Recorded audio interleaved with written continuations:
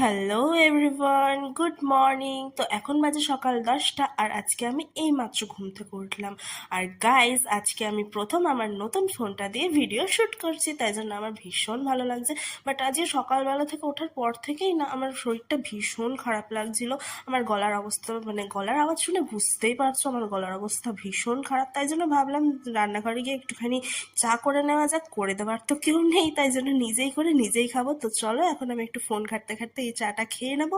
আর তারপর এখন আমি চলে এসেছি রান্নাঘরে।